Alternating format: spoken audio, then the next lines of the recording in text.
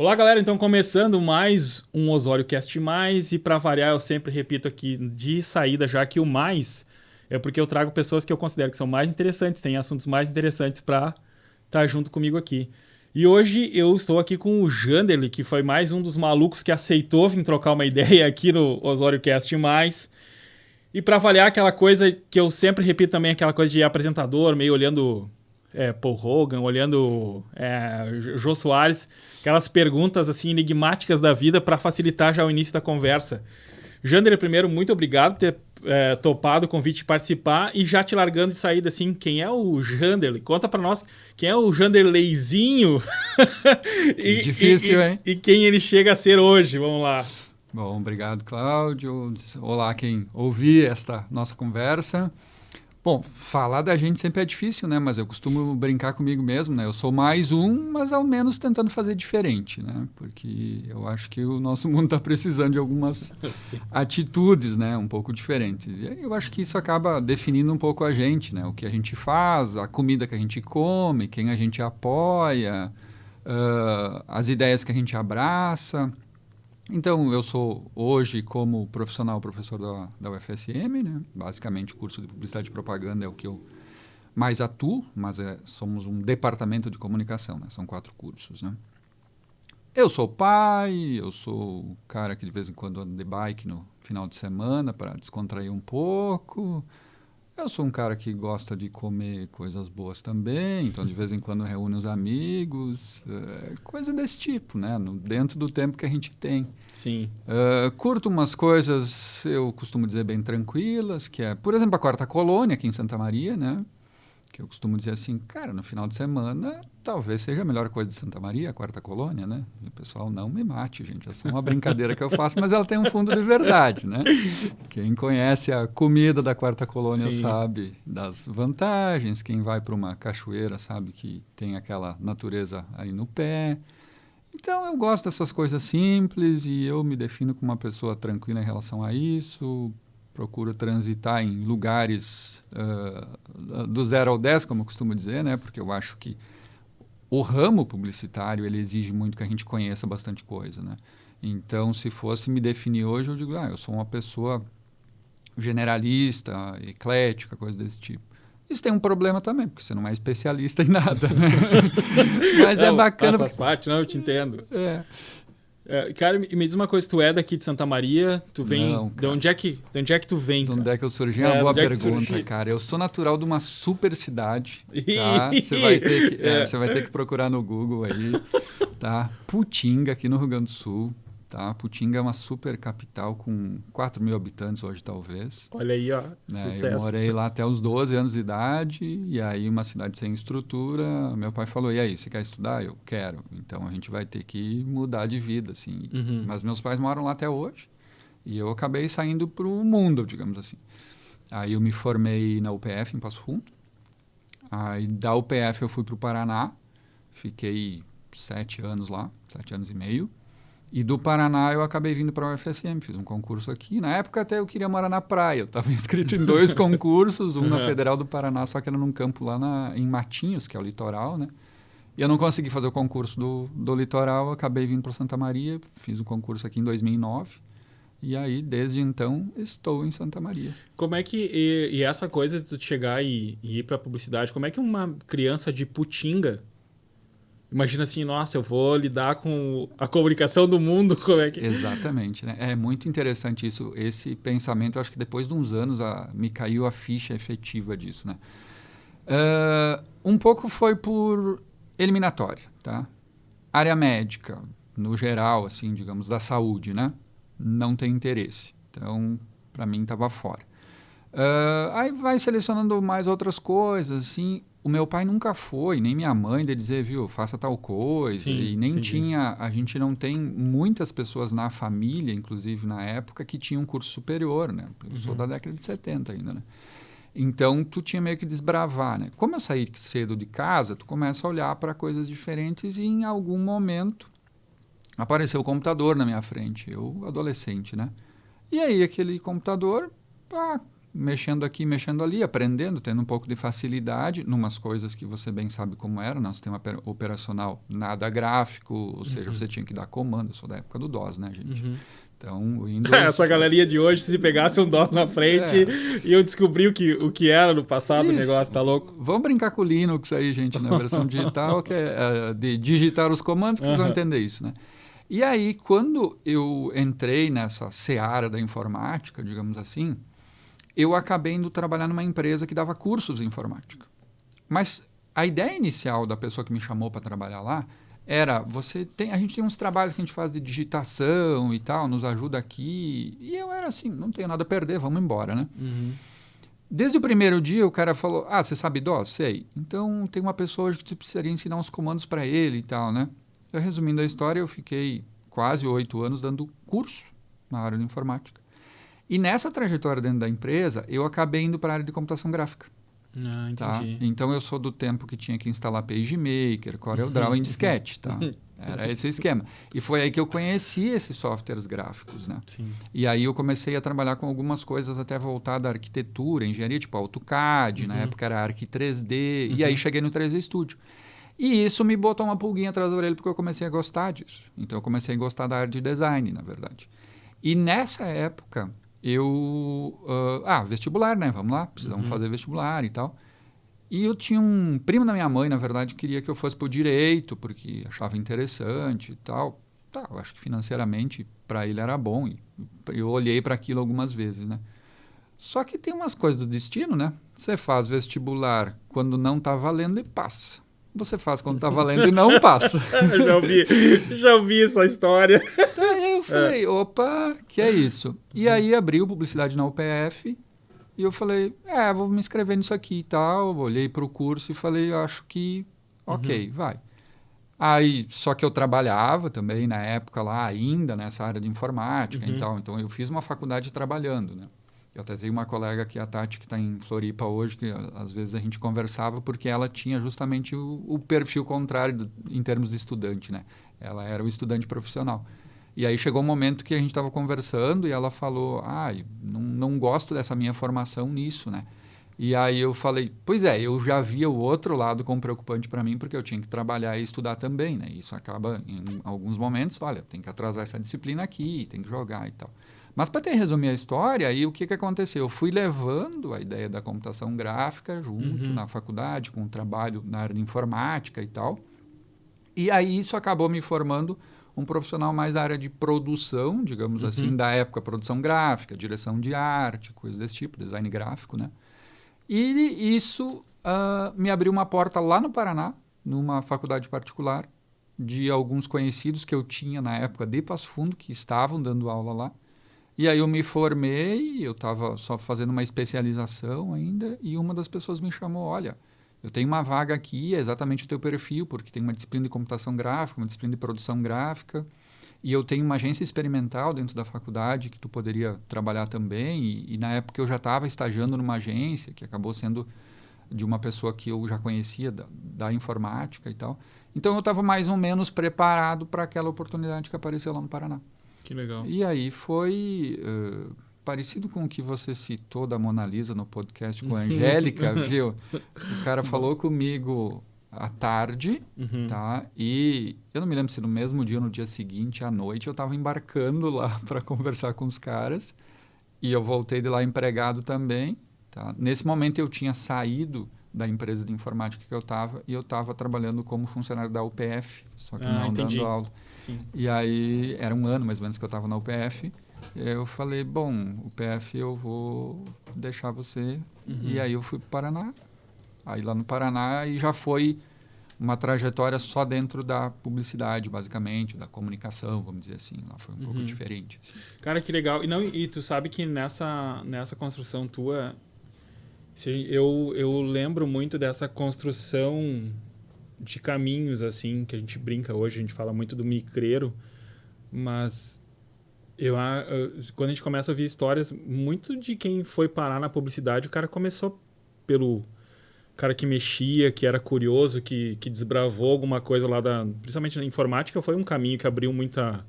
Eu acho que a tecnologia, no geral, ali, né? começou a a mostrar efetivamente coisas que a gente podia fazer e que tinham mais a ideia do visual, né? Sim. Tá? Porque, como a gente brincou aqui com a situação do DOS e tal, cara, se tu for pensar o Windows numa revolução como sistema operacional, é 95.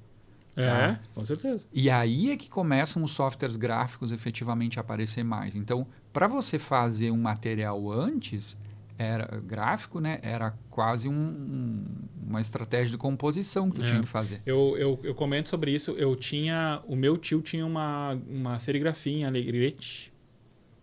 Então, assim, a minha infância foi muito... Eu ia lá porque eu achava incrível, cara. O cara fazendo... Eu olhava os cartazes e ele fazia...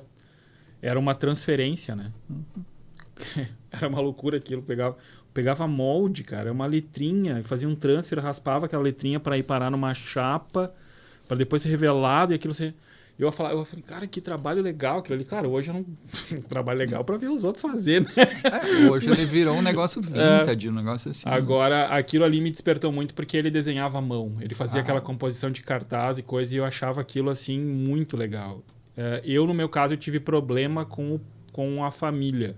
Meu pai era professor de matemática, a mãe era bióloga. E, estranhamente, quando chegou ali, quando estava naquela coisa de definir curso, eu falei em publicidade, o pai quase teve um ataque do coração, assim, cara. Que isso? Que isso? Essas coisas de magrão aí? Não, isso aí tu não vai fazer. Putz, aí ferrou meu projeto. Tem que explicar para a avó o que faz um publicitário. Nunca consegui, cara. Cara, eu sei que aconteceu... Eu comprei uns livros. O pai era diretor numa escola estadual lá. E aí ele tinha conta aberta nos caras que vendiam livro, assim, né? Então os caras botaram a banca no saguão da escola e ele incentivava muito a gente a ler, enfim. E eu olhei, cara, tinha uma coleção sobre marketing. Propaganda, publicidade, e aí era uma coleção, tinha livros que era propaganda, um era publicidade e outro era marketing. Eram 3 livros. Falei, cara, vou abraçar esses malucos desses livros. Cheguei bem feliz em casa. Ó, pai, comprei os livros do mês aí. Não foi bem aceito. Não foi bem aceito. E aí eu tive que dar... A minha volta foi diferente, porque quando chega na hora de fazer vestibular... Como tinha a bandeira da biologia, era uma coisa que a gente conversava lá em casa em função da mãe, eu venho, na verdade, para Santa Maria para fazer biologia. Porque o pai não ia falar mal de biologia, né? Que aí ia dar problema com a esposa, entendeu? Interessante a abordagem, foi boa. Só que, claro, é aquela coisa que tu tá ali, mas tu não tá, né? Tu tá ali, tá cursando. Você chegou a começar, então? Sim, cara. Eu fiz 3 anos de faculdade de biologia. Praticamente formou.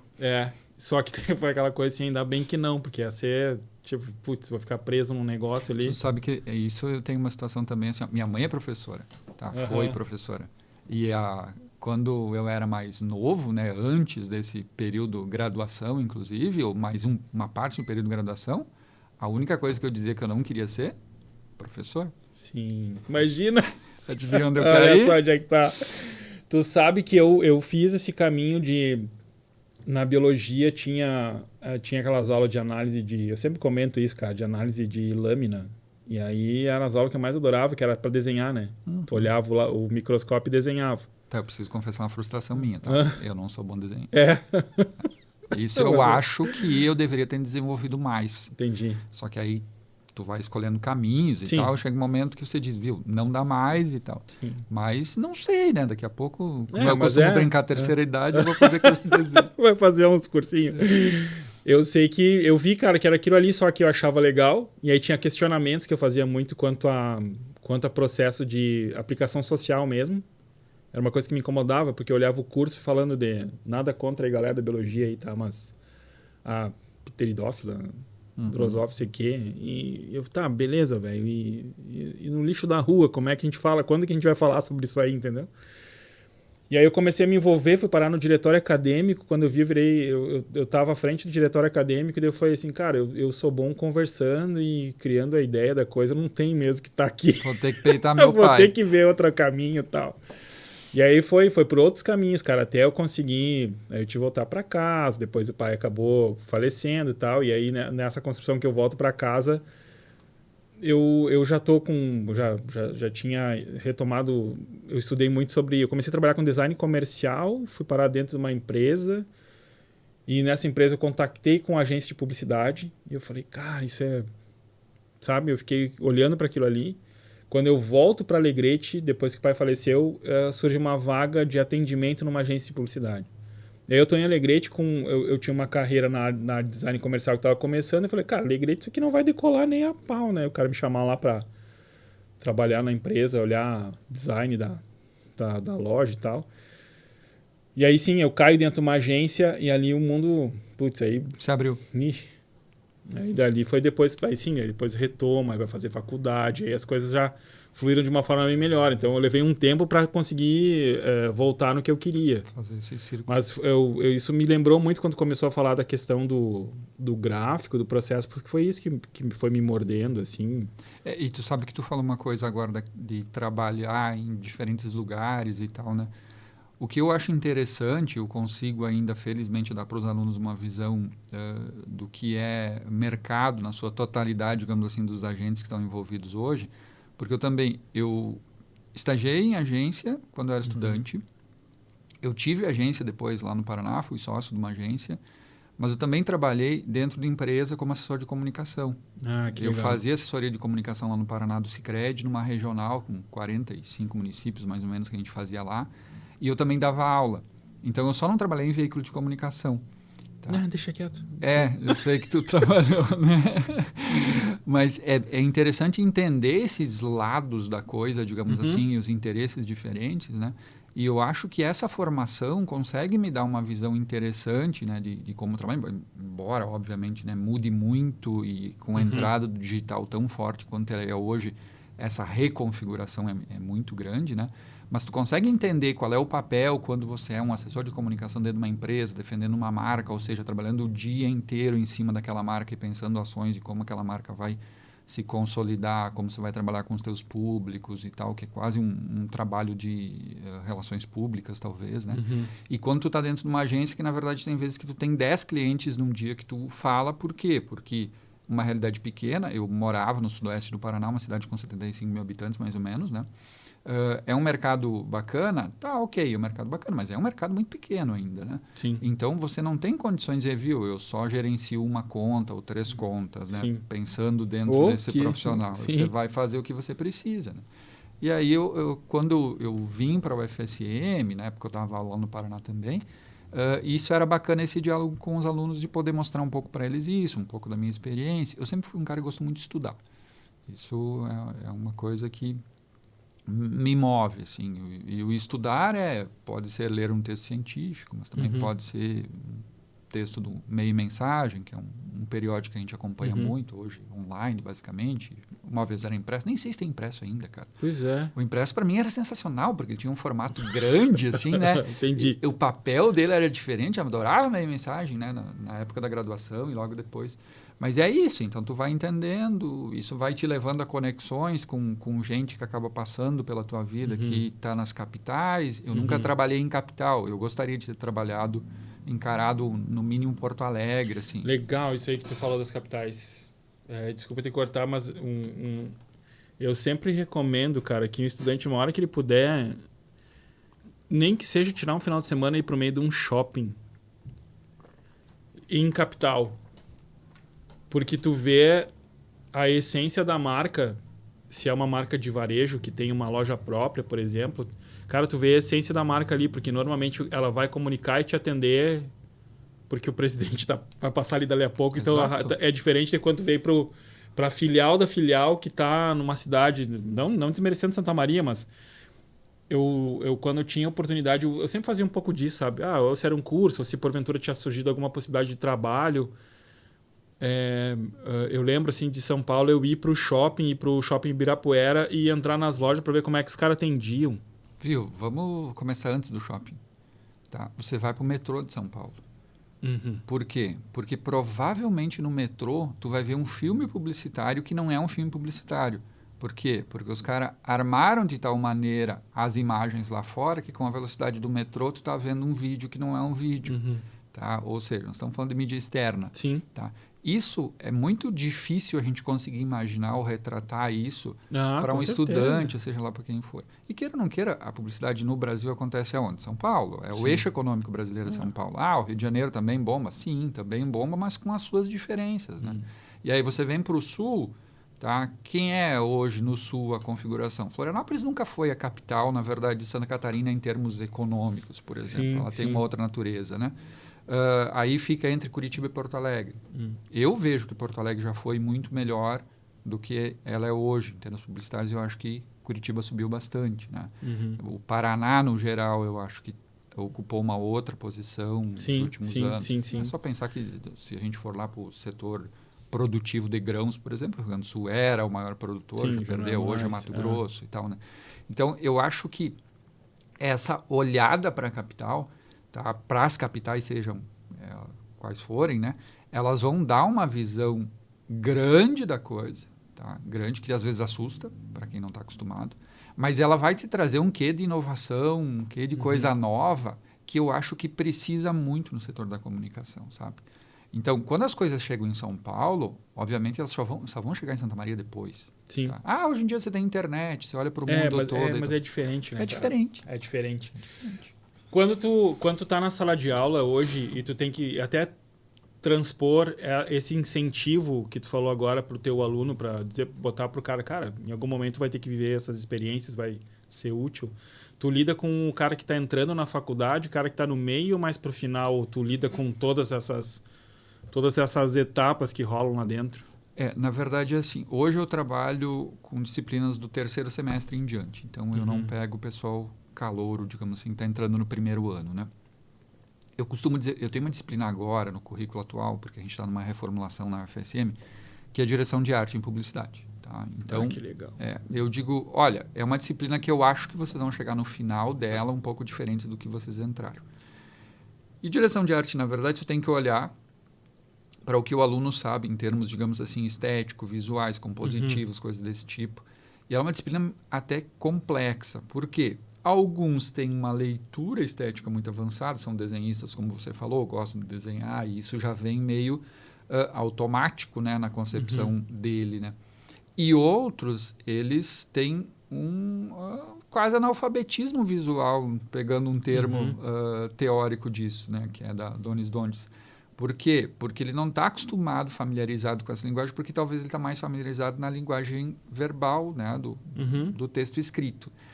E aí, a ideia que eu faço da disciplina é poder pensar um pouco relações de movimentos artísticos, por exemplo, com a publicidade. Então, a gente dá uma olhada para isso e pensa no aplicado, como é usado. Depois começa a olhar para os elementos, digamos assim, que compõem a publicidade, ou seja, é cor, é tipografia, coisas desse tipo, o próprio design gráfico no sentido geral, né? E no final, eu faço sempre uma proposta para eles assim, vamos fazer um projeto final da disciplina, tá? Eu gostaria que vocês pensassem um produto, tá? Preferencialmente que esse produto não exista, mas se vocês não conseguirem, tudo bem, a gente releva. E eu quero que vocês pensem desde o nome dele, tá? Ou seja, a concepção do produto, o nome, a embalagem, a marca, como vai ser divulgado e tal. Tá? E aí dá uma amadurecida gigante na galera no terceiro semestre. Eles chegam no final, normalmente eu tenho uma avaliação boa da disciplina. Então, essa entrada para mim por essa disciplina, ela acaba me aproximando bastante deles, Legal. né? E tem umas coisas que eu gosto, que infelizmente a pandemia nos derrubou em relação a isso, né? Que são algumas atividades além da sala de aula, tá? Então, a gente tem, a partir da ARP, que é a Associação Rio Grandense de Propaganda, né?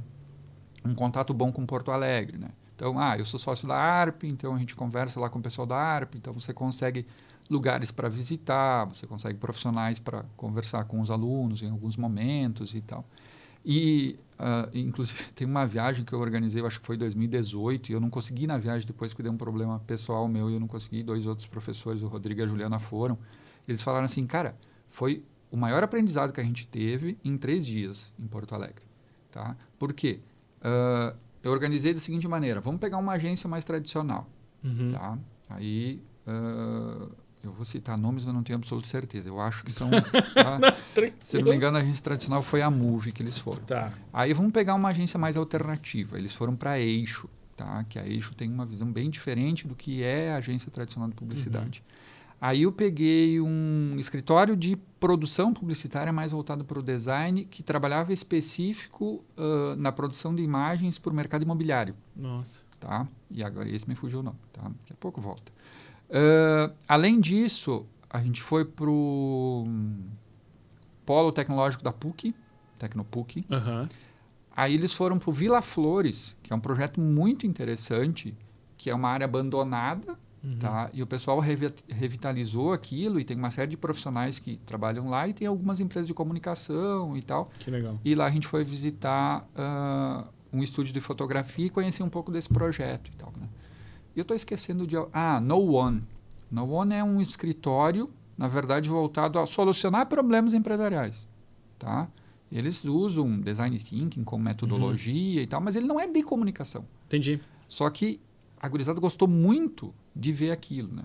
Então, eu acho que esse incentivo também tem que acontecer, se materializar dentro da universidade, porque o perfil de alunos que a gente tem talvez seja um parecido com o Jander da vida ou até com o Cláudio, que sai de cidades mais interioranas, né?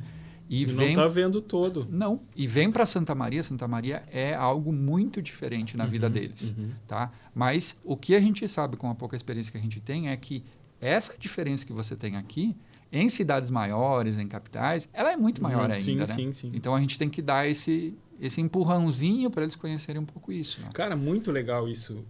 Eu estava justamente viajando, olhando essa construção, porque a abertura que dá...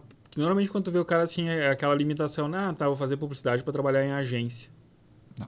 E aí, quando tu traz esse mundo, assim, cara, maluco, tem tanto lugar para te colocar. Não, e aí... A gente citou a Mona, né? A Mona Lisa vai ficar famosa de citação aqui. A Mona Lisa, para quem não sabe, a Mona, se tu tá olhando, e se tu não estiver olhando, vai ter que olhar. Vou te mandar umas mensagens, se Deus o livre tu não olhar. Ela era estudante na Universidade Federal, ela estagiou na agência, e é uma...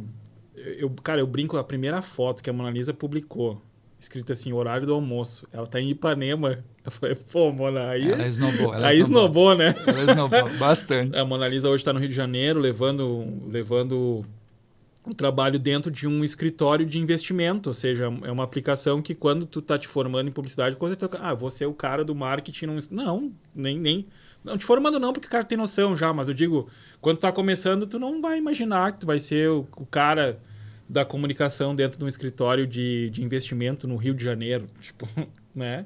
Essa é legal, cara, muito legal essa experiência também da galera poder abrir, visitar.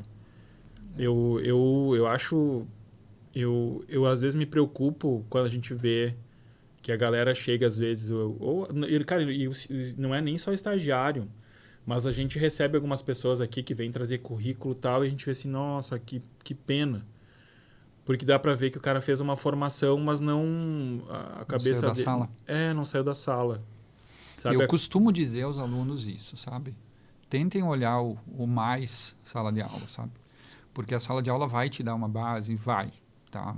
O mercado, no geral, de trabalho, seja ele no meio docente, você ser professor... Você trabalhar numa agência de publicidade, você trabalhar numa produtora de áudio, de vídeo, seja lá o que for, de conteúdo, hoje em dia você tem tantas possibilidades, numa empresa e tal. A academia não é para acompanhar a dinâmica de mercado e não tem como. Sim.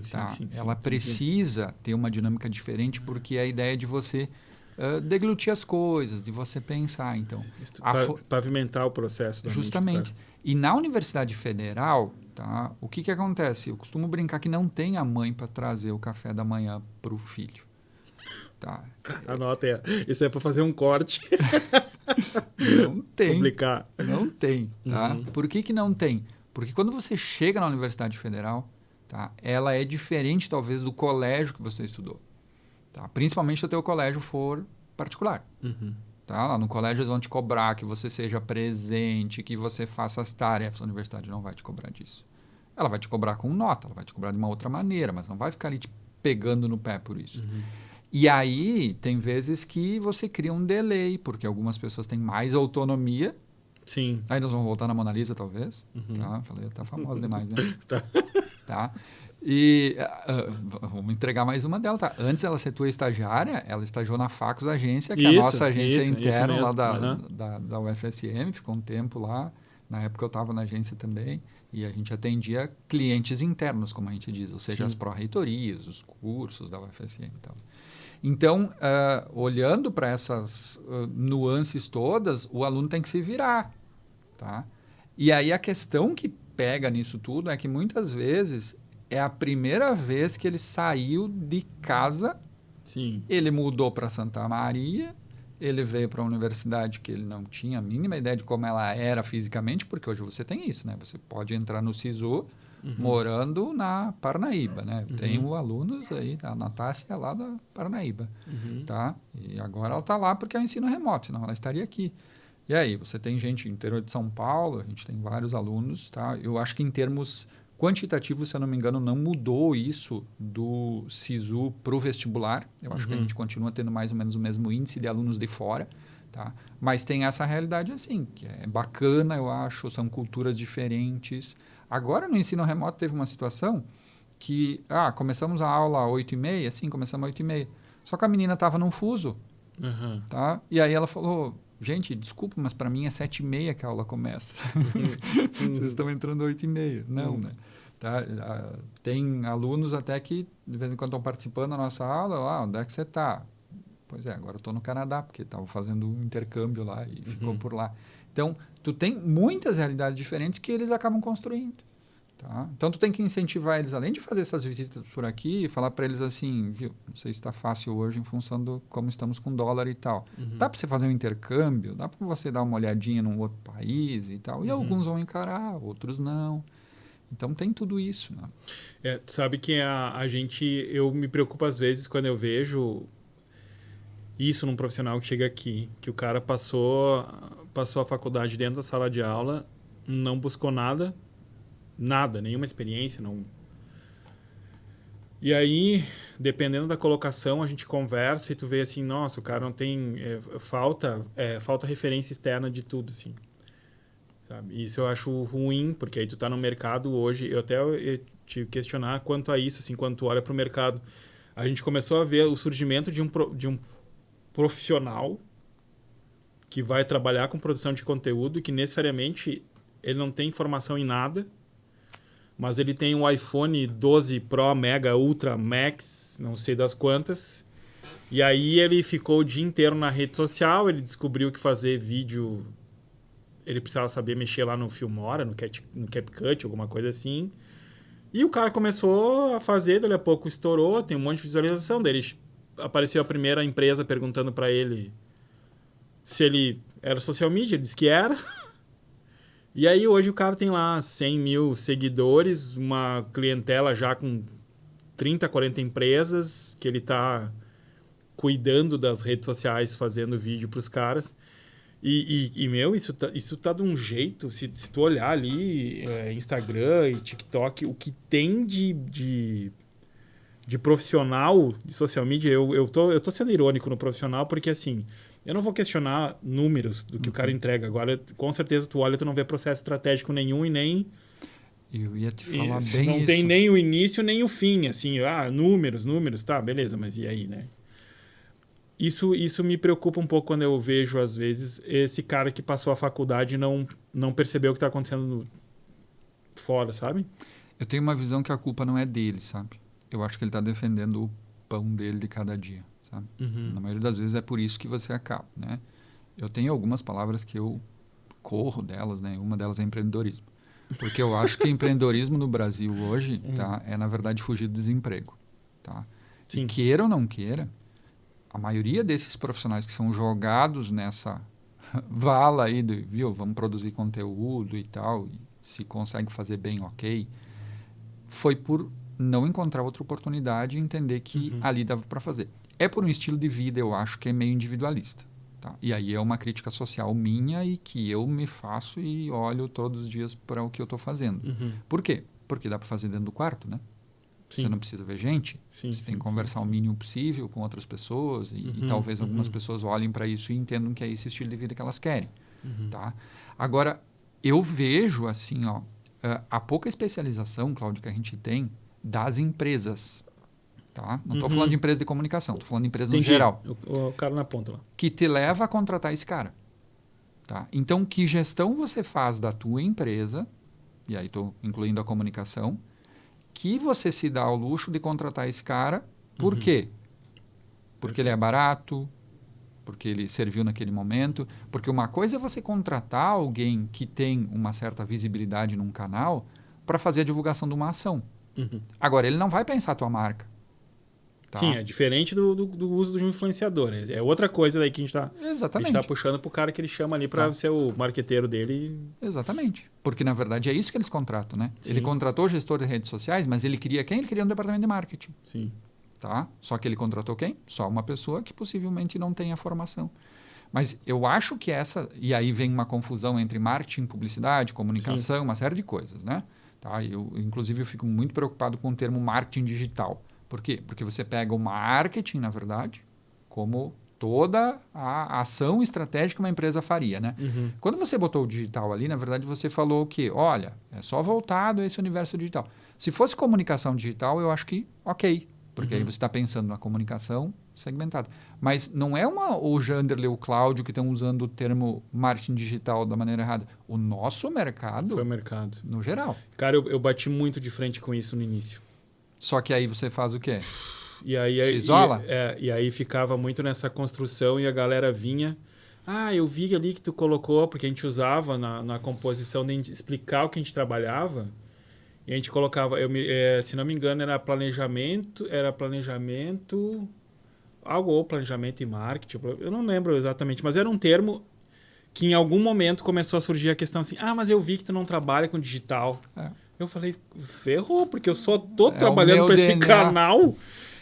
E aí a gente ficava, daí eu vinha, cara, e a gente publicava conteúdo e falava sobre o conceito de marketing e tal, e aí a galera não funcionava. Eu falei, putz, aí estamos nessa... E aí? Né? Aí tá a especialização do mercado, que ela é bem curta, né? Sim, Nossa, sim. Ela é rasa, é rasa. A gente passou por um rebranding por causa disso. Ó, tá aí. Eu tive que mexer na marca, porque a gente vinha aplicando... a Osório existe já tem 17 anos... Eu comecei com uma urgência, e aí aos poucos a gente foi a primeira estagiária, depois foi a primeira contratação, foi crescendo e tal. Chegamos num ponto onde a gente teve uma equipe aí, eu acho que eram 15 pessoas, depois a gente foi encontrando outras formas de trabalho, foi reduzindo, enfim. Mas desde o início a ideia é que o cara olhasse e falasse assim, tá, quem é que vai me atender? Porque no início eu comecei pensando nisso, eu era uma urgência, mesmo com a formação, com tudo, mas eu sabia assim, eu não tenho condição ainda de botar uma equipe. E eu queria que o cara me chamasse e soubesse. Não, eu tô contratando o Osório, porque o Osório vai escrever, vai desenhar, Não tinha muito o que fazer, não tinha opção, não tinha outra pessoa para mandar. E eu não queria passar a informação errada para ele. Dele achar que existia uma equipe e tudo mais. Não tinha. A gente ia buscar fornecedor fora, a gente ia pegar profissional fora, se fosse o caso, mas basicamente era eu atendendo os caras.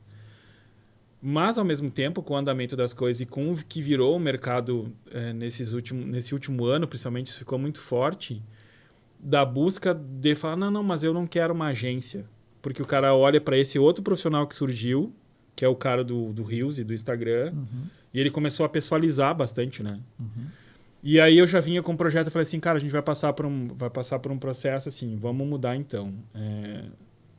A galera fala que é eu que me acho muito, quis botar meu nome na frente da agência para deixar mais claro ainda. Aí a gente puxou a agência para chamar de Cláudio Osório Branding, para o cara tentar encontrar uma forma de explicar para o cara, beleza. Eu estou à frente do atendimento da agência, eu vou conversar contigo, é isso que tu quer? Eu vou conversar contigo. Eu tenho uma equipe por trás que depois vai assumir essa relação.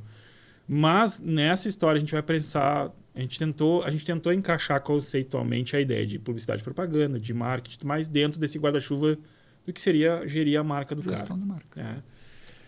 Mas muito, cara, em função disso, assim, dessa dificuldade do empresário entender o que ele precisa, colocar à frente a questão do investimento como sendo a barreira para contratar uma empresa, porque é assustador o que o cara vê. E aí, o papel que você atribui à comunicação, normalmente, ele é terciário, não é nem secundário. Tá? Então, eu faço alguns trabalhos voluntários também, assim, porque eu acho que eu posso. E aí, tô batendo nas coisas aqui. Não, mas tudo bem. tranquilo. Eu faço trabalho numa entidade, que ela é, digamos assim, religiosa, e aí trocou a diretoria. Tá? E nesse trocar a diretoria, eu falei, olha, eu posso contribuir fazendo algumas artes, algumas coisas da área da comunicação, né? E o presidente, um cara que se tornou praticamente meu amigo e tal, num determinado momento aí da mudança de diretoria, porque, você imagina, troca toda uma diretoria de uma instituição, ele falou assim, eu não tinha a mínima noção de que a comunicação fosse complexa. Nossa. Eu achava que era algo que não influenciava em praticamente nada. Por quê? Porque começou a aparecer todas as coisas da comunicação, inclusive naquela comunicação cotidiana, mediada, ou seja, dentro do WhatsApp, em pleno início de pandemia, ou seja, teve que mudar tudo. Tá? O que tinha de evento presencial foi para o online e tem que reestruturar tudo isso. Tá? Em meio a essa mudança de diretoria. E aí ele olha para isso e fala, não, a comunicação é bastante importante. E eu só me deu vontade de dizer assim, que bom que você entendeu isso, porque na maioria das vezes esse entendimento é difícil, né? É difícil. Por quê? No geral, você pensa, uma empresa existe para dar lucro para alguém. Esse é o primeiro ponto, tá? E aí, quando você olha para a empresa como empresário, você diz o seguinte, tá, eu preciso aumentar meu lucro. Então, se eu preciso aumentar meu lucro, o que eu faço? Eu corto alguma coisa. E para mim isso é uma análise...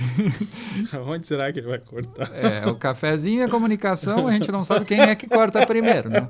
São as duas coisas que vão, né? Aí, quando você olha para isso efetivamente como corte, né? Você já enviesou a coisa, porque talvez não é o corte que você precisa fazer. Tem que olhar como você poderia incrementar algumas coisas, como você poderia otimizar e tal, né? E aí eu olho sempre para Sebrae, por exemplo, no trabalho que eles fazem, que é de assessoria a essas pequenas empresas. E também eu fico pensando o papel dessas pequenas e microempresas, né? Porque elas empregam muita gente, elas movimentam muito recurso e, no geral, são pessoas que, olha, eu não sei mais o que fazer, então eu vou abrir tal coisa. Começou com fazendo salgadinho dentro de casa, tá? Começou montando uma barra de chocolate artesanal ali e tal. Olha, as pessoas gostaram, eu vou começar a vender. Então, na verdade, tu não tem essa preparação para ser um empresário, um empreendedor, como chamam hoje, tá? Você acabou caindo ali, daí a pouco ficou sem um emprego fixo que tinha, e isso, queira ou não queira, no nosso país as coisas pioraram nos últimos tempos em termos de emprego formal, uma maneira como a gente pensava talvez lá no tempo que a gente era quase adulto, né, adolescente, chegando na vida adulta, onde você pensa, onde eu vou trabalhar com carteira assinada, trabalhar com não sei o quê. Então, isso é muito complexo dentro de um cenário, é um cenário mundial, né? Não é um cenário só brasileiro, mas eu acho que o Brasil fica um pouco atrás nessa especialização em relação às empresas, no geral, e a comunicação paga muito por isso. Sim. Paga muito por isso. Porque aí você pega também, tá, o que é publicidade, tá, o que é outra ação de comunicação, o próprio branding mesmo, que vem depois como um termo, a gente adora importar termos também, né? Então, a gente vai puxando as coisas de lá. A gente só criou logomarca, eu costumo brincar, né? Que aí você pega... Depois que mudou. Não, e aí você pega, tem uma autora que eu gosto, que é a Ana Luísa Escorel, que é lá de design, né? Então ela vai lá e começa a definir os termos, né? E quando chega em logomarca, ela diz o seguinte: logotipo, viu, logomarca não significa nada, gente, tá? Em nenhum outro país do mundo você não vai ter logomarca. Então, vejam que isso é uma coisa do brasileiro, né? Sim. E aí, quando a gente vai pensando nisso tudo, né, nessa complexidade da comunicação, é claro que a gente vai pensando o que é uma empresa grande, tá? O que é uma empresa média, o que é uma empresa pequena, o que é uma instituição, daí a pouco até sem fins lucrativos, tá? E vai vendo a importância de você entender o cenário onde você está. Tá? E aí eu acho que entra a formação, o papel da universidade nisso tudo, de formar pessoas que sejam analistas, que consigam interpretar contexto, que consigam olhar para aquele problema efetivamente que existe com uma empresa, com uma instituição, e pensar numa solução independente se ela é digital, se ela é analógica, se ela vai usar o meio X, Y e Z. Tá? Eu lembro de uma coisa, Cláudio, que para mim foi marcante porque ela é uma ação muito pequena e ela é uma ação dos anos, sei lá, 2005 talvez, alguma coisa desse tipo. Um cara de Curitiba ganhou alguma coisa em Cannes, para você ter uma ideia, com um anúncio em formato de uma barata, tá? No tamanho mais ou menos de uma barata, que eles jogavam por baixo da porta das casas.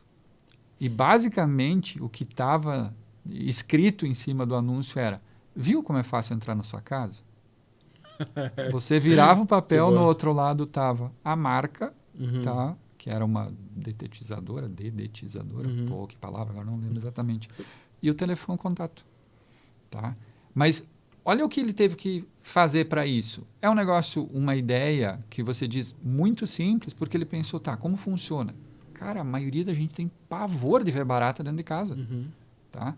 E aí, quando você olha para a tua sala, para a tua porta, uma barata entrou. Opa, mas essa barata está meio estranha, porque ela está muito baixinha, chatinha, né? É um papel e tal. Então, aquilo ali provavelmente deve ter dado muito retorno. Nossa, imagina. Para uma ação muito simples. Tá? Ah, foi só uma ação de fazer uma barata. Não. É uma ação de entender o contexto, é uma ação de pensar a melhor solução e tal, né? E a comunicação, visto dessa maneira, ela se aproxima do quê? Do negócio.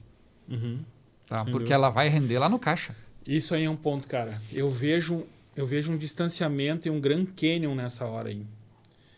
Que a empresa não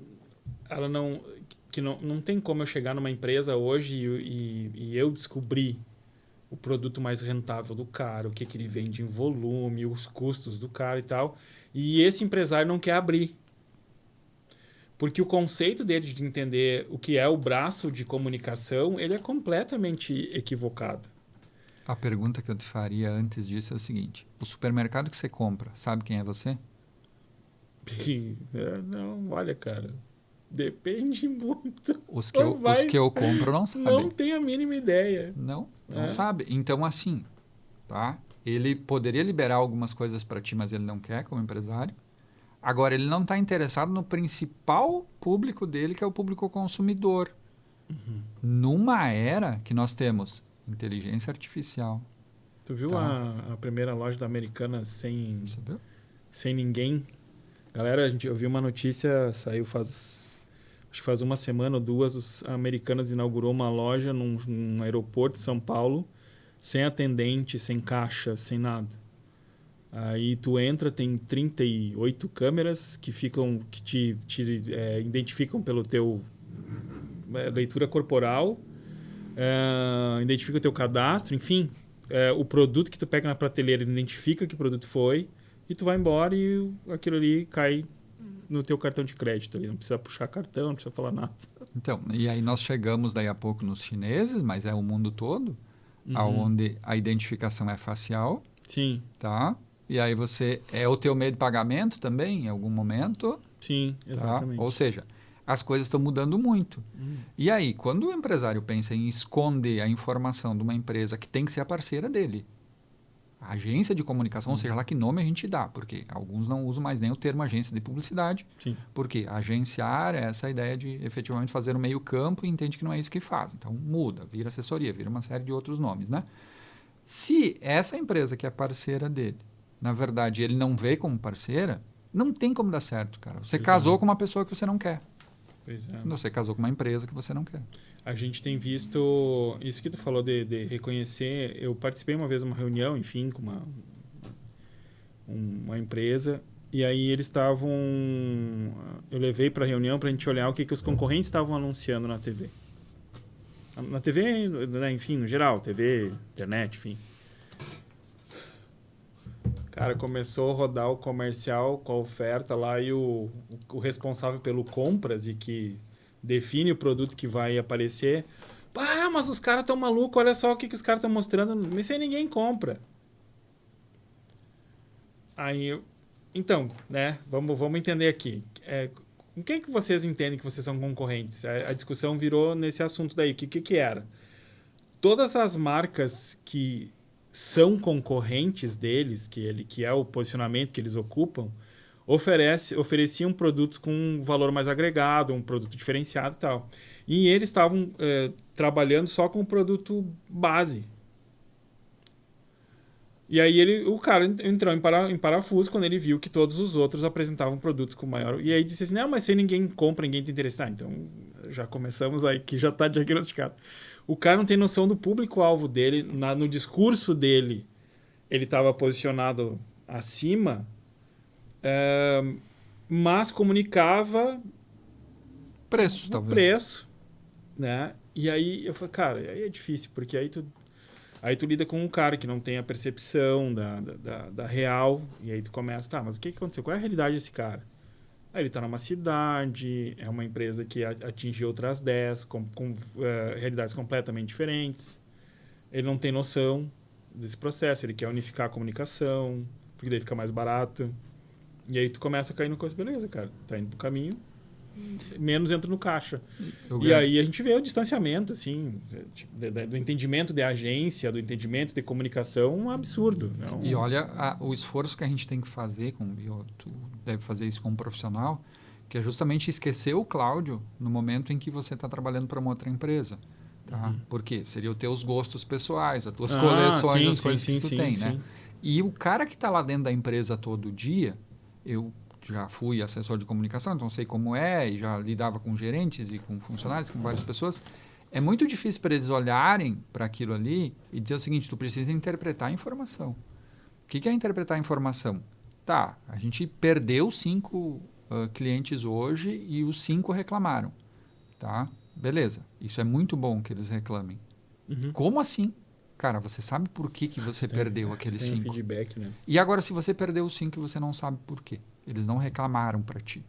Tá? E aí hoje tem internet. Então hoje eu vou lá e escrevo alguma coisa que muitas pessoas vão olhar para aquilo. Tá? Poucos dias eu acabei me mudando e aí eu contratei um serviço para fazer pias. 2 pias de banheiro, super grandes, 70 centímetros, cara. Uma pia de cozinha, pequena também, e um tanque. Tá? Aí o que acontece? Contratei com a seguinte organização. Eu vou me mudar tal dia. Tá faltando 40 dias.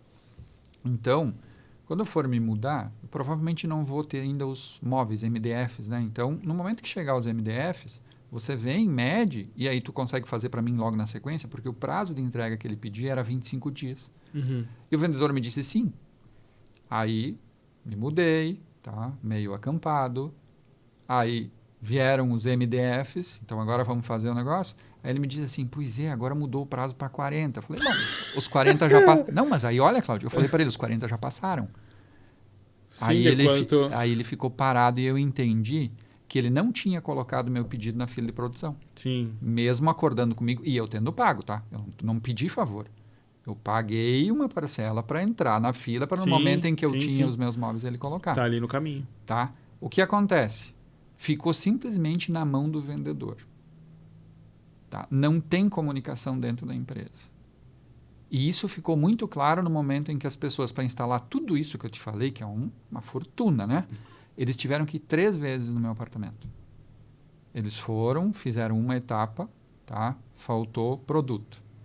Eles foram na segunda com uma outra equipe. Não foi a mesma que foi na primeira. Tá? Aí eles levaram o restante, digamos assim, dos produtos, das pedras que tinha faltado, mas eles esqueceram de olhar que um corte de uma era para um lado invertido que eles cortaram. Ou seja, eles tiveram que voltar. E aí foi a terceira vez e foi a terceira equipe, cara. E no momento que eles estavam lá tentando terminar o trabalho, tá, o dono da empresa, um dos donos, estava ligando para os caras dizendo que ele tinha que atender outra pessoa. Tá? E eu falei, não, você não vai sair daqui. Liguei para o vendedor e falei o seguinte, cara, meu dinheiro é o mesmo do outro cara lá. Eu quero que vocês terminem isso aqui. O que eu faria com esse cara hoje na internet? Eu não fiz ainda, mas um dia eu vou fazer. Tá? Boa, já deixou marcado. Eu vou escrever lá assim, meus queridos que estão olhando para isso aqui, se essa empresa for a única opção que você tem no sul do Brasil, você troca o produto, põe outra coisa. Tá? O vendedor, no final, ele foi gentil, ele me pediu desculpas e tal. Agora, a empresa como conjunto, ela não funciona. Sim. Porque no momento em que você não consegue comunicar dentro delas, não conseguem passar a especificação do pedido, tá, para a pessoa que vai instalar, eles não conseguem passar o endereço correto. Aí o cara está lá na frente do meu apartamento, ele me liga para perguntar qual é o meu apartamento. Tá? Falta o mínimo. Então, e isso, o empresário precisa entender que é muita grana, cara. Uhum. Porque se o cara que está lá para instalar, que é o cara da ponta, ele tem que fazer um serviço bom porque eu vou reclamar com ele que vai estar lá. Mas ele ligou para o vendedor para pedir o meu endereço, o vendedor podia estar vendendo outro produto, sabe?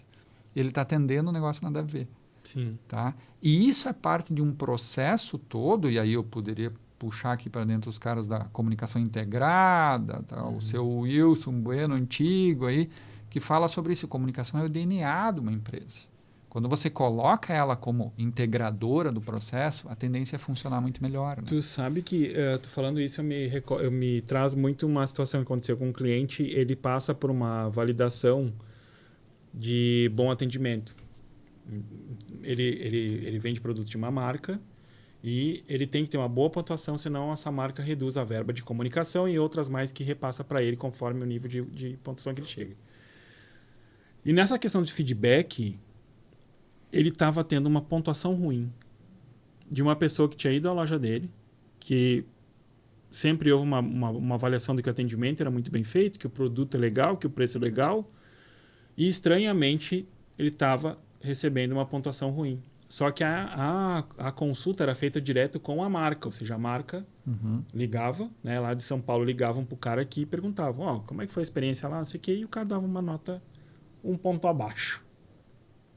E os caras malucos, cara, o que está acontecendo? Eu tenho que resolver. Quando isso chega na gente, a gente estava entrando ali para atender eles, aí chega na gente com essa coisa, não, eu tenho que comunicar de alguma forma para esse cara nos dar uma força e dar uma nota boa. Eu falei, tem que achar o problema, porque eu vou dizer pro cara, viu? Me dá uma nota boa aí. Né? Joinha. Mas eu entendi a questão. Cara, era uma situação específica que estava acontecendo no dia a dia da empresa quanto à organização do espaço físico. Era um ponto do espaço físico que incomodava os clientes. Eu vou entrar pro ramo dos caras que batem aqui também. Era um ponto do espaço físico que combinava o momento que a pessoa ia fazer a arrumação das mesas, limpar as coisas e outros detalhes lá de organização. Porque lá dentro tinha um acordo que o cara falava assim, não, tal hora a gente tem que mudar os produtos da vitrine. E aí eu tô lá comprando e naquela hora entra o esquadrão. É o bar aquele que faxina, você tá e levanta a cadeira, é isso? Isso aí, basicamente isso aí. Cara, este era o ponto. A pessoa dizia, a minha experiência não foi legal. Só que quando a empresa ligava, ele não retratava. Por quê? Porque tem a relação pessoal com o vendedor, porque não sei o que. Então ele não falava sobre isso. Para ele... Então eles tinham duas divergências, né? Duas situações que divergiam entre elas. Para a marca em si, o pessoal fazia reclamação que a experiência não tinha sido totalmente positiva, e para a loja diziam, não, foi ok, tudo beleza e tal. A loucura que foi a gente identificar que era isso foi assim, a falta de comunicação era tamanha porque o cara entendeu uma orientação errada sobre mudar o produto da vitrine, sobre a prioridade disso. Então ele desgastava toda a equipe para todo dia mexer na vitrine. Ao mesmo tempo, a marca tem regras de aplicação das coisas na vitrine e orientava, mas ninguém percebeu e ninguém leu o que falava sobre isso. Em resumo, a falta de comunicação e de relação entre os setores também, que passava desde a equipe da limpeza para o cara da ponta de venda, causava eles... Cara, era a grana que eles perdiam por mês, assim, eu estou falando aí de 5 dígitos. Gente, a menos. Nós estamos falando de gestão de marca. Né? Nós estamos falando de branding, nós estamos falando do Cláudio aqui. Por quê? Você precisa entender que hoje tem muita informação por aí. Agora, como é que você trata isso? Como é que você capta essa informação? Porque muita gente fala o seguinte, a gente faz pesquisa, se faz pouca pesquisa, né? Só que a pesquisa hoje, ela é contínua. Tá? Tem uma empresa até de Porto Alegre, que é a Zing, não sei se tu conhece. Não, de nome assim não. Que é do Eduardo Prange. A Zing tem um sistema que ela só capta informações públicas, tá? Informações abertas sobre marcas. E aí ela consegue estabelecer rankings, que ela legal. consegue olhar para isso. Até depois eu te passo aí um contato deles. Tem um grupo deles também que eles têm no WhatsApp que é interessante. Que legal. Então, veja, ela não está comprando informação, nada. Né? Ela montou um sistema dela, que inclusive as empresas podem contratar uma assinatura disso Sim, e que uma legal. série de coisas. Mas ela está pegando informações que são abertas. Tá? Então, a gente está entrando numa era, ou já entrou talvez numa era, em que o que se faz com essas informações é o que dá a diferença. Né? É o que proporciona fazer boa publicidade. Tá? É que proporciona ter uma marca que tenha durabilidade, digamos assim, que tenha continuidade, que tenha, obviamente, que seja sustentável. E aí eu estou falando financeiramente, pegar a sustentabilidade nos 3 pilares, ou seja, também o ecológico, mas nós estamos falando em dinheiro, social. Né? E aí esse tratamento dos dados, ele automaticamente nos empurra a saber com quem a gente lida. Sim. Tá? Nós estamos falando de público, pode ser público aquele cara que você vende, mas talvez pode ser o teu vizinho, né? Sim. Porque você faz alguma coisa aqui e você incomoda o vizinho em algum momento pode reagir de que maneira? Sim. Pois é, cara, isso é uma coisa que eu vejo que as empresas não percebem, que elas têm que falar com o público não alvo. Claro. Uma vez que eu vi uma pessoa falando sobre isso, eu falei, cara, isso faz todo sentido. Porque não termina da porta, da loja, para o cara que entra. Não é ali que termina a tua relação, né? Tu está dentro, inserido num contexto muito maior. E a gente não vê as empresas lidando. Mas uma das coisas que eu penso, às vezes eu falo isso e a galera não gosta, mas tu trouxe um termo que tu falou sobre a palavra que tu não gosta, que é empreendedorismo, né? E eu acho que ele foi muito distorcido. Eu sempre faço um comentário e a galera não gosta, principalmente a galera que trabalha com consultoria, porque eles lidam direto com os empresários, eles ficam putos quando eu falo isso. Eu acho que o mercado tem muito dono da empresa e pouquíssimo empresário. Ficam loucos comigo. Eu sei que eu posso estar perdendo oportunidades de negócio de fazer essa afirmação. Porque, cara, a gente já se deparou com várias situações, assim, mas eu não estou vendendo. Eu falei, então, querido, eu não tenho como definir atendimento, formato, como é que tua equipe lida, teu produto. Eu não sei qual produto tu tem que rodar mais, eu não sei qual produto tem maior margem.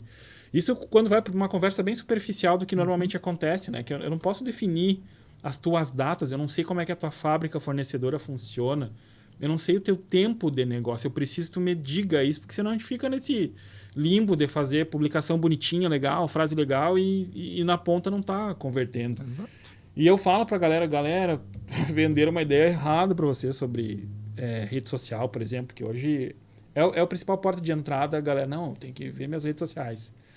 E aí começa a rolar as publicações e o cara, mas eu falei, querida, assim, ó, vamos entender, a publicação não ninguém vai ler. Eu sempre falo, ninguém vai ler. A galera não vai mais curtir. A galera não vai compartilhar dizendo, que legal esse teu conteúdo. Isso aqui eu tô fazendo pro bendito algoritmo não fazer tua página cair no esquecimento. Quando a gente sentar e olhar estrategicamente o teu conteúdo, a gente for fazer anúncio, a gente for ver o público que tu tem que atender, a gente entender esse teu processo de venda, aí a gente vai estar entendendo para que serve ali. Porque começou a acontecer muito e eu tive que adotar uma postura diferente porque eu não estava chegando para os caras falando isso aí, entendeu? Porque eles tinham essa ideia. Não, mas eu vi o fulano tem 500 mil seguidores no Instagram e aí o fulano disse que dá. Eu falei, não dá, cara. Não dá, não adianta, não é só publicar, não é fazer anúncio de qualquer jeito, entendeu? Mas a gente começou a se deparar muito com essa dinâmica, assim. Eu falei, cara, eu tô lidando com o dono de uma empresa, mas não tô lidando com o empresário. Não, o cara não tem obrigação de saber tudo, mas ele vai ter que contratar alguém para saber algumas coisas que são essenciais. Delegar, né? É uma das coisas do entendimento, né? Se você está na gestão, eu acho que você precisa entender como fazer melhor aquilo ali e também quem faz melhor aquilo ali. Tá? Porque se você é o dono da empresa, ao mesmo tempo você é o gestor único do negócio, tá? Desculpa, mas você tem problema. Tá? Você está puxando tudo para ti, é uma questão de ego. O que está acontecendo? Tá? Porque, no geral, se você tem uma empresa num porte razoável, você precisa ter uma equipe e essa equipe precisa ter uma sintonia. Essa é a ideia que você pensa de uma empresa. Claro que nós temos, como você falou antes, o urgência e tal. Situações em que você acabou constituindo uma empresa por N motivos. Sim. Caminhos iniciando e tal, quase por isso. Tá. E aí, você cobra escanteio, cabeceia, faz o que for preciso para aquilo ali, tenta se especializar o máximo possível em todos os braços. É a diferença entre necessidade e escolha, né? Exatamente. Tu pode passar isso no período de necessidade, mas no momento de fazer uma escolha de ficar assumindo tudo aí tá... Exatamente. E a questão também é que, eu vou usar uma empresa como exemplo, não vou citar o nome, mas tudo bem. Não sei se você tem notado ultimamente, mas imagina que você olhasse e pensasse o seguinte, o que mais será que dá grana hoje em dia? As pessoas precisam de transporte, então posto de combustível dá grana, né? As pessoas precisam comer, então acho que supermercado dá grana. As pessoas ficam doentes, e quando fica doente você não pede desconto no remédio, né, cara? Então acho que farmácia dá dinheiro, tá? Beleza, então vou montar uma farmácia. Só que daí chega o tio que tem 1000 farmácias aí por aí e brota uma em 15 dias do lado da tua. Que isso está acontecendo aqui em Santa Maria. O cara chega em casa, tem medo para ver se não tem uma dentro de casa já. Brotou 2 agora, em 2 lugares da cidade que eu passo, que eu falei, gente, como assim? Eu vi uma entrevista de uma dessas dizendo assim, estamos muito felizes de estarmos inaugurando a nossa 42ª loja em Santa Maria. Falei, caraca. Tá. Então, isso é análise de mercado, não estamos falando em comunicação, em rede social e tal, e não vai ter Cláudio que vai resolver esse problema na vida desse cara que foi engolido pelo outro. Sabe? Sim, sim. É legal isso para o mercado? Talvez não. Tá? Talvez a gente quisesse um mercado diferente em relação a isso, né? A essa concorrência e tal. Cara, estamos no sistema capitalista e as pessoas parecem que estão gostando. É isso aí e tal, vamos tocar, vamos embora. É assim mesmo, a gente vai destruir com o planeta, mas ok. Tá, eu estou sendo irônico, né? Para quem não está ligado nisso. Por quê? Socialmente eu entendo que a gente tem problemas. Tá? E aí eu vou te dizer assim, vou pegar pela perspectiva da ética, que é uma disciplina que eu leciono na universidade. Tá? O que nós tínhamos há um tempo atrás? Nós tínhamos valores baseados basicamente na religião. Tá? Depois disso, falou o seguinte, viu? A religião fica de lado e entra o eu. Tá? Então, nós pegamos uma sociedade mais individualista e tal. O que aconteceu com o individualista? Não resolveu os problemas. Né?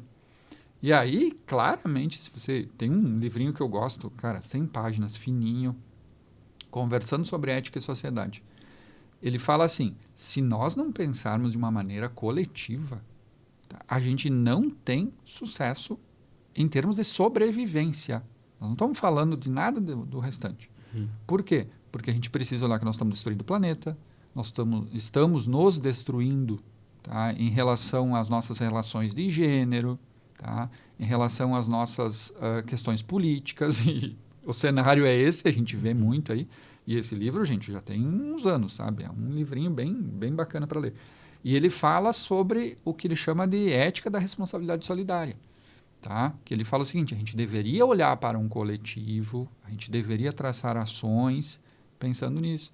E aí eu olho para isso e fico pensando assim, quem é a marca que eu consumo hoje em dia, que eu compro?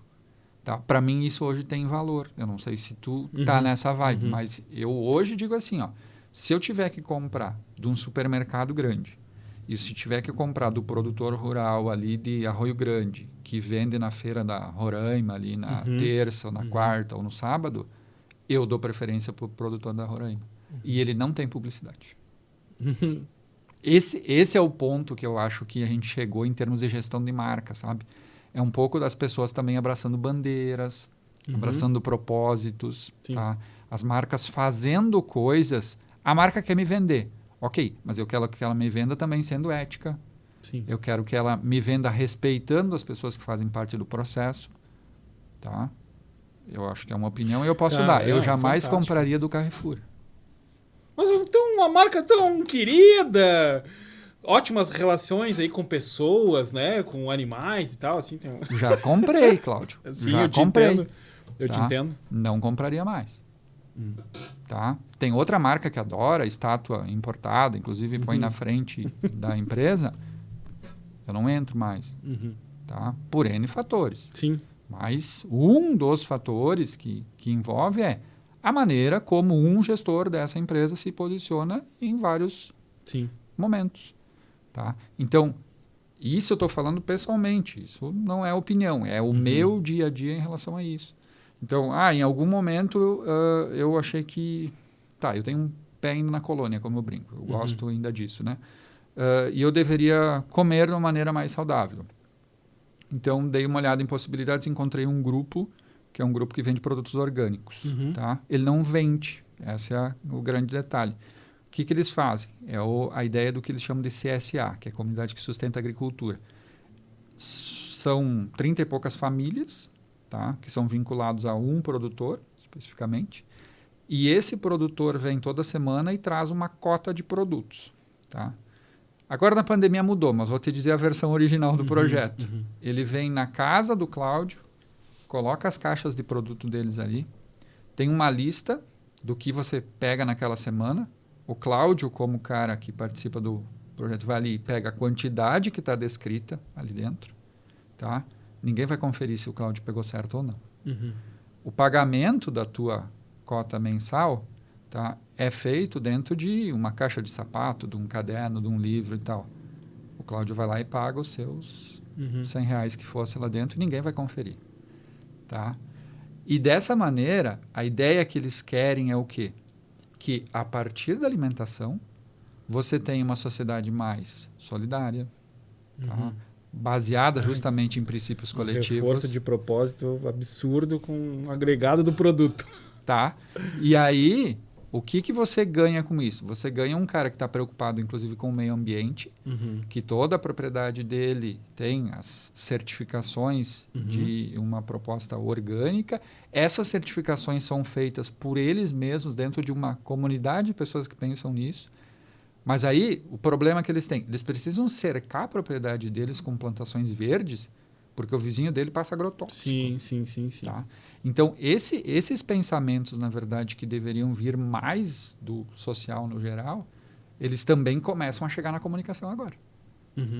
Tá? E as marcas estão começando a ser cobradas para ter postura e também estão cobrando algumas posturas. Então, tem muita situação recente em que as marcas quebraram contrato de patrocínio com pessoas, com atletas e tal, por causa do quê? Por causa do comportamento.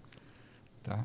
Então, esse nosso mundo da gente ter uma empresa... iFood, quiser patrocinar nós aqui, ó, a gente não apoia racismo, tá, galera? Ó, Delivery Much, eu prefiro vocês. É isso. E aí eu vejo meu papel dentro da universidade hoje com uma realidade de aluno muito diferente a partir das cotas universitárias. Isso eu ia te fazer esse questionamento também do aluno hoje. Esse aluno hoje ele chega questionando, e aí, claro, eu sei que às vezes eu falava muito isso em cima de experiência do que eu já vi aqui. Ele questiona muito o conceito ainda da venda sem propósito. Ele é um cara que está trazendo essa discussão para a sala de aula, ou ele entende que são mudanças que tu falou, tem muita coisa que está acontecendo agora. Eu percebi alguns movimentos de... as empresas perceberam que o público consumidor passou a exigir alguns comportamentos diferentes e tal. Esse aluno que chega na universidade, ele é um cara que ele já traz isso com ele desenvolve esse conceito, ou eu tenho um preconceito contra a venda. Uma vez eu conversei com um colega teu e ele me falou, cara, é coisa complicada. O cara chega lá, ele tá naquele pensamento romântico da frase, slogan sacada e não percebe que, na verdade, na ponta isso serve para trazer uma venda, né? Eu te digo assim, a gente não dá para generalizar também, né? Sim. Primeira coisa, os alunos chegam num processo de transformação pessoal muito grande na universidade, que hoje é em torno de 18 anos, né? Agora tem 9º ano, chega um pouquinho mais tarde, né? Então, eles estão ainda se descobrindo. Mas em termos de exigências em relação a marcas, a consumo e tal, eu entendo que eles estão muito mais exigentes hoje. Eu não sei se a nossa é a realidade de uma universidade federal, tá? Porque eu não acompanho outros cursos de graduação em publicidade, a não ser por colegas ou coisa assim, né? Mas eles buscam mais, tá? Empresas que são, digamos assim, legais no sentido de estar na lei, que são éticas, que apoiam determinadas causas. Eu acho que isso sim. A questão da venda, eu acho que é igual publicidade. Ninguém vai olhar para a publicidade e dizer assim, viu, eu estava esperando você chegar. A gente compra por quê? Tá? Algumas vezes Muito bom. né? A gente compra por satisfação, algumas vezes, e me parece que isso é uma escala secundária. A gente compra por necessidade. Então, de vez em quando, a gente bajula o nosso ego, mas a gente nem sempre tem recurso para bajular o ego. Né? Então, essa questão da venda em si é difícil ainda para um aluno imaturo entender que ela é parte do processo. Sim, sim. Tá? Agora, dentro de uma formação que hoje a gente consegue olhar mais para métricas, a gente consegue pensar uma realidade de negócio próxima da comunicação, eu acho que eles não têm essa aversão à venda. Tá? Eu acho que eles têm aversão à proposta ruim de venda. Sim. Tá? Sim. Que é o empurrar a goela abaixo. Sim, sim. Porque empurrar a goela abaixo é quando eles vão chamar o Cláudio para falar o seguinte, viu, eu não estou conseguindo vender, eu quero vender. Tá? E daí tu sabe, viu, o problema não é a comunicação. Querida, não é bem assim que funciona. Exato. Tá? E aí eu acho que esses questionamentos, Cláudio, eles se juntam com N outras coisas. Tá? Eu tenho uma pessoa que eu convivo razoavelmente, não é tanto assim, mas pelo trabalho dele, que é o Lucas Schuch, talvez você conhece, e ele, na dissertação dele, ele discutiu um pouco dessa questão da propaganda e dos problemas de dentro da indústria da propaganda. Tá? E aí, quando a gente olha para isso, a gente diz assim, bom, esse estudante, ele já vem mais munido de informação. Ele vem com o podcast do Lucas também. Sim. O Lucas tem um podcast também. E aí, ele vai olhar para aquilo ali e vai falar o seguinte, cara, isso aqui talvez não me interessa se não for ruim, que é o nosso universo da publicidade do século passado, mas no final do século passado, em que as pessoas trabalhavam de madrugada, comiam pizza, comiam X, viravam final de semana e tal. E, isso é legal e tal. Tá, velho, mas daí você chega nos 30 anos, você quer abandonar o mercado da publicidade porque tu não aguenta mais, tu quer ter filho, tu quer morar na praia, tu quer fazer qualquer outra coisa, ou tu precisa de muita terapia para resolver os problemas que foram criados, né? Então, eu acho que a gente tem... não pode generalizar, tá? Mas esse contexto todo, ele cria uma salada de fruta que tem vezes que é azeda. Sim. A gente está chegando já no nosso tempo. Eu queria te fazer duas perguntas. Uma, tu falou ali da casa nova tal. Quem é o Janderley lá? O que o Janderley consome, cara? O que tu, naquele teu momento, assim, chega em casa e desliga de tudo? Ou tu é um cara que vai pra... a quarta colônia é o melhor de Santa Maria, eu já entendi. Mas eu digo ali, no dia a dia, ali, é o cara que vai assistir filme, vai ler jornal, enfim, o que tu vai... Qual é o teu principal consumo... Cara, fora trabalho, né? Eu tenho um perfil de fazer as minhas coisas, né? Então, eu gosto de fazer a minha comida, tá? Eu acabo cuidando da minha casa. Então, eu moro com a minha filha e a gente acaba tendo uma vida um pouco corrida, né? Nessa situação, assim. Então, momentos de lazer. Bom, a gente estava vendo uma série, eu e ela. Tá? Só que a série, cara, se não me engano, tem 8 temporadas de 24 episódios cada temporada. Vai longe. E aí, esses dias, ela falou, pai, a gente não está conseguindo assistir, né?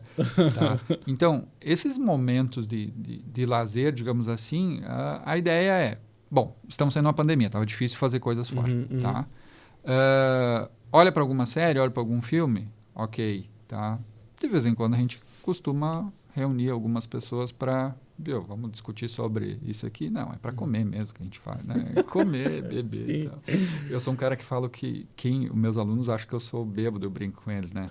Eu tive um tratamento de saúde em 2018 e eu parei de tomar bebida alcoólica, né? Mas eu sempre brinco com eles assim, gente, o melhor de tudo é palavra molhada ali, né? Então, compartilha esses momentos e tal.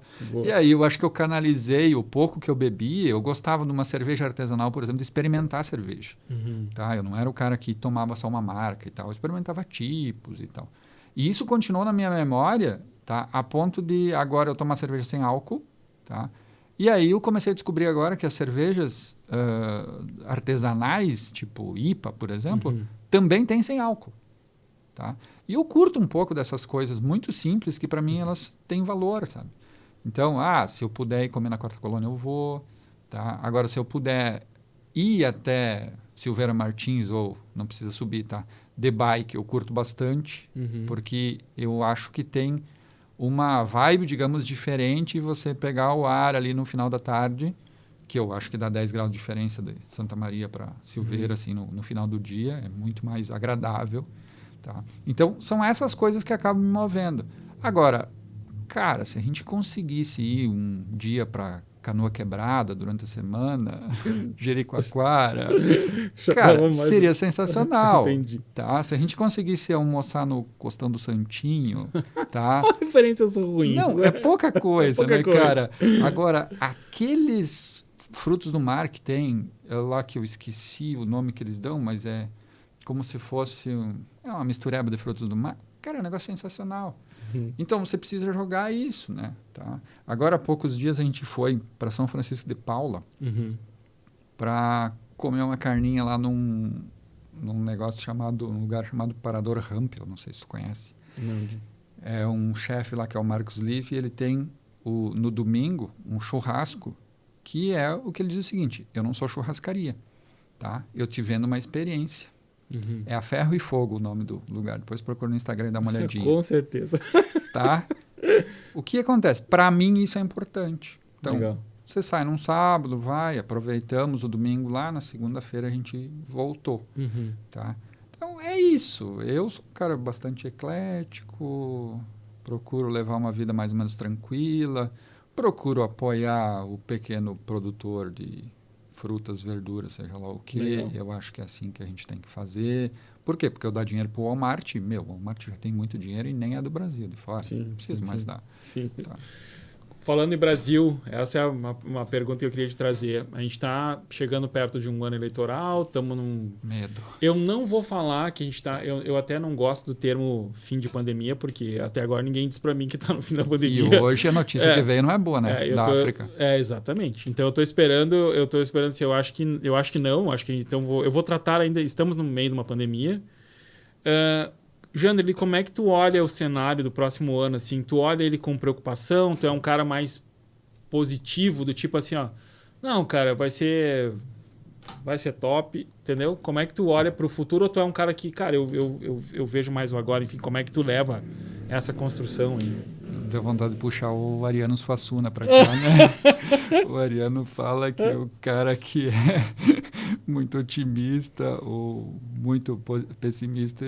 Eu não sei se é a palavra que Deus ele chama de imbecil. Né? Isso que a gente tem que ser realista, né? Sim. Mas eu vejo assim, eu acho que 2020 foi muito ruim e a gente tem que fazer muita força para ser pior. Tá? Eu acho que a gente tem que fazer... Não te digo que a gente não consiga. Eu vou... Tá. Eu vou abrir um parênteses para ti nisso aí. Tá. Eu fui numa palestra e eu assisti o Ricardo Amorim e ele estava falando sobre economia. E ele disse assim, aí ele mostrou todo o histórico, governos, eleição e expectativa de público, resultado. Ele dizia, por que gosta esse aqui? Por que aprovação? Porque a expectativa era baixa, ele entregou um pouco acima, então mostrou todo o cenário. Estava entrando no governo Temer quando ele falou isso. E ele falou assim, gente, fiquem tranquilo. Daqui para frente não tem como, porque o movimento de pêndulo social-econômico, a gente está embaixo, agora só sobe, vai ser sei quantos anos. Quebrou Querido, o pêndulo. Tu mentiu valendo ali. Foi um desastre. Talvez partindo dele a gente entenda por algumas coisas. Mas assim, a teoria foi para... Então, é o que eu tô falando, tá? 2020 foi tenso. Sim. É só pensar na quantidade de vidas que a gente perdeu no país, da maneira como as coisas foram conduzidas, tá? O cenário, para mim, político e econômico, me preocupa muito. Tá? E aí a gente pode usar a inflação desse ano, a gente pode olhar para as pessoas passando fome, e aí a gente vai olhar para Santa Maria, vai olhar para qualquer outro lugar do país e nós temos essa realidade muito forte. Tá? E, assim, me preocupa muito a questão de falta de política pública. Tá? E eu estou falando de N setores. N setores. Tá? Então, se a gente está falando de comunicação que não é bem feita, porque nós não temos empresários, nós não temos dirigente no Brasil, né? Tá? Isso é muito sério, gente. A gente tem que interpretar dados para gerar políticas públicas, né? E isso, infelizmente, eu sou pessimista, Cláudio. Eu acho que a gente não amadureceu, tá, como nação, a ponto de ter um mínimo planejamento a longo prazo que seja, sei lá, 10 anos, ou seja, que extrapole um governo e engate no outro, sabe? Sim, sim. Porque o próximo que vai entrar lá, a gente não tem a mínima ideia de quem é, tá? Pode ser que continue, pode ser que não, mas o que ele vai fazer? Se continuar, a gente vai saber que é mais disso que está aí, tá? E se for outro, o que ele vai fazer? Cara, não tem como. E do ponto de vista da comunicação, quem olha para o programa oferecido, tá, pelo nosso atual presidente, gente, ele não ofereceu nada diferente do que ele entregou.